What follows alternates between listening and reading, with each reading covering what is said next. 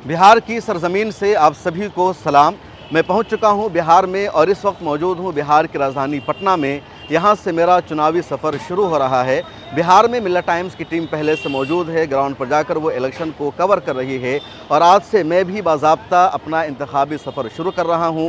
पटना में मौजूद हूं इस वक्त गांधी मैदान के पास, ये कारगिल चौक है और आप पटना के सीन को, यहाँ के मंजरनामा को देख सकते हैं। इसके बाद यहाँ से मैं सीमांचल जाऊँगा, मिथिलांचल जाऊँगा, किशनगंज, अररिया, पूर्णिया, दरभंगा, सीतामढ़ी और दूसरे इलाकों में।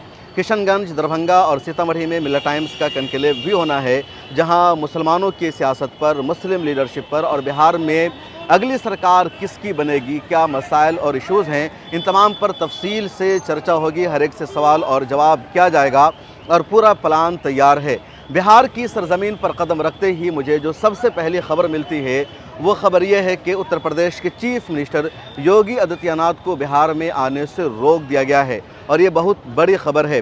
बिहार में जनता दल यूनाइटेड और बीजेपी का अलायंस है, पुराना अलायंस है और शुरू में 2 रैलियां योगी आदित्यनाथ की भी बिहार में हुई, लेकिन जिस तरह उन्होंने फ़िरका परस्ती का एजेंडा यहाँ अपनाया, कम्युनलिज्म को फ़रोग़ दिया, मुसलमानों के ख़िलाफ़ नैरेटिव उन्होंने चलाया, हिजाब पर बातचीत की, मुस्लिम महिलाओं को लेकर बातचीत की और नीतीश कुमार ने कहा कि बिहार की सरजमीन पर फ़िरका परस्ती नहीं चलेगी, बिहार की सरजमीन पर मुसलमानों के ख़िलाफ़ इस तरह के स्टेटमेंट को बर्दाश्त नहीं किया जाएगा। गिरिराज सिंह भी लगातार हिजाब को लेकर बोल रहे थे, मुसलमानों के ख़िलाफ़ एजेंडा चला रहे थे। नीतीश कुमार ने कहा कि अगर जनता दल यूनाइटेड का बीजेपी के साथ अलायंस बाकी रखना है तो हमारी ये शर्तें हैं कि जो फायर ब्रांड नेता हैं, जो कम्युनलिज्म का एजेंडा चलाते हैं, उनको बिहार आने से रोका जाए और बीजेपी को जनता दल यूनाइटेड की इन शर्तों को मानना पड़ा है। शुरू में जब सीट शेयरिंग की बातें हो रही थी, सीटों की तकसीम हो रही थी, उस वक्त भी बीजेपी नीतीश कुमार पर दबाव बना रही थी। फिर नीतीश कुमार ने भी सख्ती की और उसके बाद नीतीश कुमार के फार्मूले को अपनाया जा रहा है। नीतीश कुमार ने अपनी पार्टी के कई नेताओं को भी बाहर का रास्ता दिखा दिया, क्योंकि वो लोग नीतीश कुमार के एजेंडा को छोड़कर बीजेपी के रास्ते को अपना रहे थे। नीतीश कुमार ने योगी आदित्यनाथ पर जो पाबंदी लगवाई है वो सबसे बड़ी खबर है और योगी के बारे में मशहूर है कि वो कहीं जाते हैं तो मुसलमानों के ख़िलाफ़ जहर उगलते हैं, फ़िरका परस्ती का एजेंडा चलाते हैं, इसके अलावा उनके पास बोलने के लिए कुछ नहीं है। अभी दिल्ली में वो गए और वहाँ उन्होंने कह दिया कि मुस्तफ़ाबाद का नाम तब्दील किया जाएगा। बिहार चुनाव को लेकर जो दूसरी सबसे बड़ी खबर है और पिछले एक हफ्ते से जिसकी चर्चा हो रही है वह है मुसलमान डिप्टी चीफ मिनिस्टर की, कि क्या इंडिया अलायंस की या इंडिया गठबंधन की अगर सरकार बनती है तो किसी मुसलमान को डिप्टी चीफ मिनिस्टर बनाया जाएगा, नायब वज़ीर आला का ओहदा दिया जाएगा या नहीं दिया जाएगा। और अभी तक आरजेडी की तरफ से कोई भी वजाहत नहीं दी जा रही है, कुछ खुलकर नहीं कहा जा रहा है। जितने लोग आरजेडी के लीडर तेजस्वी यादव का इंटरव्यू कर रहे हैं यही सवाल पूछ रहे हैं। कल भी मैंने उनका इंटरव्यू किया और मैंने यही सवाल किया कि आपने मुकेश सहनी को डिप्टी चीफ मिनिस्टर बनाने का ऐलान कर दिया, जिनकी आबादी सिर्फ 2% के आसपास है, उसके अलावा दूसरे लोगों को आप अहम जिम्मेदारियां दे रहे हैं। यादव समाज को आपने 51 टिकट दिया, यानी 36% से ज़्यादा, और मुसलमानों की आबादी 18% है, उसके बावजूद आपने उन्हें सिर्फ 12% टिकट दिया, 18 टिकट। दूसरी पार्टियों को आपने अलायंस में शामिल किया, मुसलमानों की पार्टी ऑल इंडिया मजलिस इत्तेहादुल मुस्लिमीन कहती है, इसको आपने अलायंस में शामिल नहीं किया और इसका उन्होंने जवाब दिया। क्या जवाब दिया है इंटरव्यू में आ जाएगा। मेरे सवालात बड़े तल्ख थे और किसी ने अभी तक इस तरह के सवालात नहीं किए, कुछ और भी अहम और ज़रूरी सवालात थे। अब इस पर देश भर में बहस हो रही है। कुछ लोगों का कहना है कि डिप्टी चीफ मिनिस्टर इम्पोर्टेंट नहीं है, इम्पोर्टेंट यह है कि सरकार बदल जाए, क्योंकि माहौल बहुत ज़्यादा कम्युनल हो चुका है, फ़िरका परस्ती का एजेंडा बहुत ज़्यादा हावी हो चुका है। और अगर इस मरतबा बीजेपी की सरकार बन जाती है, यानी एनडीए की सरकार बन जाती है, तो ये बात यकीनी नहीं है कि नीतीश कुमार को ही चीफ मिनिस्टर बनाया जाएगा। अमित शाह बार बार इसका ऐलान कर चुके हैं कि विधायक दल की बैठक में फैसला होगा कौन चीफ मिनिस्टर बनेगा। और नीतीश कुमार के पार्टी के जो लीडर्स हैं वो भी खुलकर नहीं कह पा रहे हैं, बड़े बड़े एक्सपर्ट कह रहे हैं। जो सियासत के चाणक्य कहलाते हैं प्रशांत किशोर, वो पूरे दावे और यकीन के साथ बार बार कह रहे हैं कि मैं लिखकर दे रहा हूं कि इस मरतबा एनडीए नीतीश कुमार को चीफ मिनिस्टर नहीं बनाने वाली है। तो ये बात एक तरह से कन्फर्म हो जाती है कि इस मरतबा अगर एनडीए की सरकार बनेगी तो पहले जैसी सरकार नहीं रहेगी, बल्कि अभी भी बीजेपी का एजेंडा चल रहा है, दिल्ली से फैसले हो रहे हैं, लेकिन अगली मरतबा खुलकर पूरा इस तरह का एजेंडा चलेगा, फैसला होगा। इसलिए जो मुसलमानों का एक तबका है, जो दानिशवरान है, वो मानते हैं कि फोकस इस बात पर होना चाहिए कि बिहार में किसकी सरकार बननी चाहिए, वोटों की तकसीम नहीं होना चाहिए, बंटवारा नहीं होना चाहिए। अगर जज्बात में आकर वोटों की तकसीम हो गई, वोटों का बंटवारा हो गया, तो फिर जो सेकुलर पार्टियों की सरकार बननी चाहिए जिसमें आपको स्पेस मिलेगा, काम करने के मौके मिलेंगे, वो नहीं हो पाएगा। पहली फुर्सत में फ़िरका परस्ती को हराना ज़रूरी है। कुछ और भी सवाल है। प्रशांत किशोर ने भी तकरीबन 35 मुसलमानों को टिकट दिया है।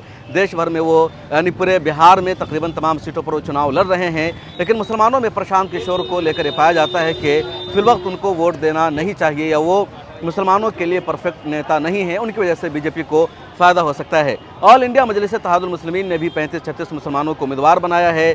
चंद्रशेखर आज़ाद के साथ उनका अलायंस भी है। असदुद्दीन ओवैसी की भी यात्रा बिहार में शुरू हो चुकी है। सीमांचल के इलाके में असदुद्दीन ओवैसी को तो सपोर्ट मिल रहा है, वोट मिल रहा है और उम्मीद है कि 4-5 सीटें AIMIM की निकल जाएगी, लेकिन बिहार के दूसरे इलाकों में फ़िलहाल कुछ असर ज़्यादा नहीं दिख रहा है। जो मुसलमानों का एक बड़ा तबका है वो यही मानता है कि ऑल इंडिया मजलिस इत्तेहादुल मुस्लिमीन प्रेशर पॉलिटिक्स के लिए ठीक है, दबाव बनाने के लिए ठीक है और ये अच्छा है कि सीमांचल में उनका असर रसूख है, गढ़ बना हुआ है। लेकिन पूरे बिहार में अगर ऐसा हो तो वो ज़्यादा अच्छा नहीं होगा, क्योंकि बिहार में पिछले 20 सालों से एनडीए की सरकार है। ज़रा मैं आपको तारीख़ बता देता हूँ कि मेरे बचपन का ज़माना था, सही से शूर में नहीं आया था और 2005 में बिहार में 2 इलेक्शन हुआ था। पहला इलेक्शन हुआ था फरवरी 2005 में और उसमें किसी भी पार्टी को बिहार में फुल मेजॉरिटी नहीं मिली थी। बिहार असेंबली में विधानसभा की कुल सीटें हैं 243। सरकार बनाने के लिए चाहिए 122 सीटों पर जीत हासिल करना और उस वक्त जो अहम पार्टीज़ थी उसमें राष्ट्रीय जनता दल और 1990 से कंटिन्यू बिहार में राष्ट्रीय जनता दल की हुकूमत थी। उसके अलावा कांग्रेस यहाँ की एक और सबसे बड़ी पार्टी थी। उसके बाद नीतीश कुमार की पार्टी जनता दल यूनाइटेड नई बनी थी और बीजेपी के साथ उसका अलायंस था। एक और बड़ा सियासत का चेहरा था उस वक्त जिनका नाम है राम विलास पासवान और फरवरी 2005 के इलेक्शन में किसी भी सिंगल पार्टी को मुकम्मल मेजॉरिटी नहीं मिली थी और छोटी पार्टी जिसने किंग मेकर का किरदार अदा किया था वह है राम विलास की पार्टी लोक जनशक्ति पार्टी, जिसको 29 सीटों पर जीत मिली थी और कोई भी एक पार्टी सरकार नहीं बना पा रही थी। उसके बाद ये ज़रूरी हो गया था कि चंद पार्टी मिलकर सरकार बना सकती है और उसमें अगर आरजेडी और राम विलास पासवान की पार्टी मिल जाती तो सरकार बन सकती थी। अब बातचीत चल रही थी कि लालू प्रसाद यादव राम विलास पासवान के साथ मिलकर सरकार बना सकते हैं, लेकिन उस वक्त राम विलास पासवान ने एक शर्त रख दी थी और उनकी तरफ से शर्त ये रखी गई थी कि हम आरजेडी के साथ मिलकर सरकार उसी वक्त बनाएंगे जब आरजेडी किसी मुसलमान को चीफ मिनिस्टर बनाएगी और आरजेडी किसी मुसलमान को चीफ मिनिस्टर बनाने को तैयार नहीं थी। फिर बातचीत आई कि अगर कोई मुसलमान चीफ मिनिस्टर बनेगा तो मुसलमान कौन होगा, किसका नाम आ सकता है। राम विलास पासवान की तरफ से पहले उस वक्त के मारूफ आलिम दीन और साबिक अमीर शरीयत all India Muslim personal board के सेक्रेटरी जनरल मौलाना वली रहमानी का नाम पेश किया गया। मौलाना वली रहमानी इंदिरा गांधी और राजीव गांधी के ज़माने में बिहार असेंबली में एमएलए भी रह चुके थे, कई अहम जिम्मेदारियों को वो निभा चुके थे। राम विलास पासवान की तरफ से पहले मौलाना वली रहमानी साहब रहमतुल्लाह अलैह का नाम पेश किया गया चीफ मिनिस्टर के लिए। फिर कुछ लोगों ने एतराज़ किया, कुछ लोगों ने कहा कि सही नहीं होगा, एक मजहबी शख्स को चीफ मिनिस्टर बनाया जाए। फिर कहा गया कि आरजेडी अपनी ही पार्टी से किसी मुसलमान को चीफ मिनिस्टर बनाए, लेकिन पासवान की शर्त ये थी कोई मुसलमान चीफ मिनिस्टर होना चाहिए। बहरहाल आरजेडी ने इस शर्त को तस्लीम नहीं किया, फैसला नहीं हो सका और कोई भी मुसलमान चीफ मिनिस्टर नहीं बना, ना सरकार बनी। और 2005 के फरवरी में बिहार में गवर्नर राज नाफिज हो गया 6 महीने के लिए। 6 महीने बाद जब दोबारा इलेक्शन हुआ तो राम विलास पासवान की जो सीटें हैं 29 से भी कम हो गई, आरजेडी को भी मेजॉरिटी नहीं आई। उधर जो सबसे ज़्यादा सीटें मिली एनडीए अलायंस को, यानी जनता दल यूनाइटेड को सबसे ज़्यादा सीटें मिली। बीजेपी का अलायंस था, बीजेपी को भी सीट मिली और इस तरह नीतीश कुमार बिहार के चीफ मिनिस्टर बन गए। यही नवंबर का महीना था और जब 2005 में नीतीश कुमार चीफ मिनिस्टर बने तो नीतीश कुमार ने बिहार के डेवलपमेंट का काम किया। मदारिस के असातिज़ा की तनख्वाहों को उन्होंने बढ़ाया, रोडों का काम कराया, सड़कों का काम अच्छा कराया, स्कूल कॉलेजेस को उन्होंने बेहतर बनाया, एजुकेशन के मैदान में काम किया, कब्रिस्तान की घेराबंदी का उन्होंने काम किया। और आ गया साल 2010 में एनडीए अलायंस को नीतीश कुमार को सबसे ज़्यादा वोट मिला। आरजेडी जैसी पार्टी अपोजिशन लीडर का दर्जा तक हासिल नहीं कर सकी, 22 सीटों पर सिमट गई और बम्पर जीत मिली नीतीश कुमार की पार्टी को। उसके बाद साल 2013 आता है और नीतीश कुमार का बीजेपी से इख्तलाफ शुरू हो जाता है। जनता दल यूनाइटेड का जो 17-18 साल का अलायंस था बीजेपी से, वो अलायंस और इत्तेहाद टूट जाता है।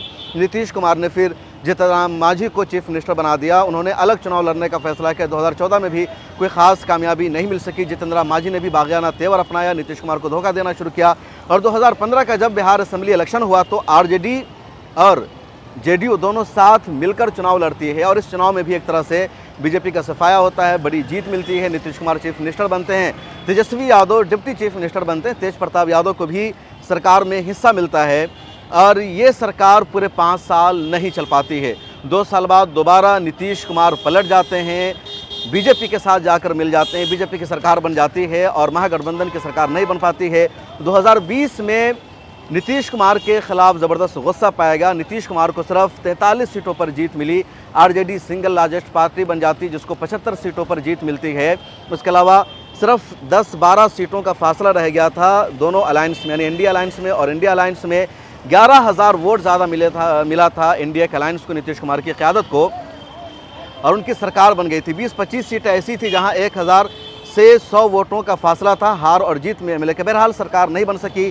कल जब मैंने तेजस्वी यादव का इंटरव्यू किया तो उनका कहना था कि सिर्फ वोट चोरी नहीं की गई थी बल्कि सीटों की चोरी हुई थी 2020 में और इस वजह से हम चुनाव जीत कर भी हार गए, सरकार नहीं बना सके। इस बार हम सीटों को चोरी नहीं होने देंगे। इस मरतबा हम पूरी तरह होशियारी से काम ले रहे हैं, हम एक्टिव हैं, फाल हैं कि कैसे हमें अपनी सरकार को बनाना है और दूसरी पार्टी को सरकार बनाने से रोकना है। अब 2025 आ चुका है और 2025 में एक तरफ महागठबंधन है, दूसरी तरफ एनडीए की लड़ाई है। इंडिया अलायंस ने तेजस्वी यादव को अपना चीफ मिनिस्टर का चेहरा बना दिया है कि अगली सरकार बनेगी तो वही चीफ मिनिस्टर होंगे। डिप्टी चीफ मिनिस्टर 2-3 को बनाया जाएगा, जिसमें कहा जा रहा है कि मुकेश सहनी है। उसके अलावा एक मुसलमान भी डिप्टी चीफ मिनिस्टर बन सकता है। कांग्रेस ने तो इशारा भी दे दिया है कि उनके खाते से किसी मुसलमान को बनाया जाएगा। आरजेडी के लोग भी कह रहे हैं। जैसे जब एतराज़ हुआ, हंगामा हुआ तो तेजस्वी यादव ने कारी साहब को हेलीकॉप्टर पर बैठाया, उनको घुमाना शुरू किया। उन्होंने तस्वीर शेयर की कि देखो हम मुसलमानों को साथ लेकर चल रहे हैं, हमने उनको नज़रअंदाज नहीं किया। ये भी कहा जाता है कि अब्दुल बारी सिद्दीकी उनकी पार्टी के सीनियर लीडर हैं और उनको हर जगह स्पेस भी दिया जाता है। तो ये एतराज़ करना कि मुसलमानों को स्टेज नहीं दिया जाता है, सरासर गलत है। उधर एनडीए की तरफ से कहा जा रहा है कि या जनता दल यूनाइटेड की तरफ से कहा जा रहा है कि नीतीश कुमार चीफ मिनिस्टर होंगे अगले, लेकिन जो एक्सपर्ट है कह रहे हैं कि नीतीश कुमार अब बिहार के अगले चीफ मिनिस्टर नहीं होंगे। और नीतीश कुमार के बिहार के अगले चीफ मिनिस्टर न होने का मतलब यह है कि इंडिया अलायंस को बड़ा झटका लगेगा, वोट पहले की तरह नहीं मिल पाएगा क्योंकि नीतीश कुमार के फेस पर वोट मिल रहा था, लोग ज़ात और मजहब से ऊपर उठकर वोट दे रहे थे। इसलिए इस मरतबा अब किसकी सरकार बनेगी कहना मुश्किल है, लेकिन जो अंदाजे बता रहे हैं वो यही कि बिहार के अवाम अब तब्दीली चाहती है, बदलाव की मांग कर रही है। 20 साल से तकरीबन एक ही अलायंस की हुकूमत है।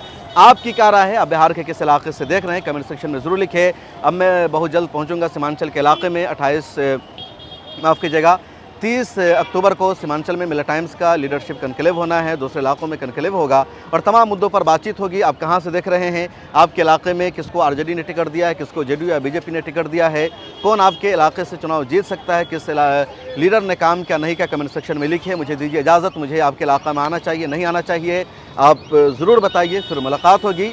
और पटना के गांधी मैदान से मैं आपके साथ इस वक्त मुखातब हूँ। फ़िलहाल मुझे दीजिए इजाज़त। अल्लाह हाफ़िज़।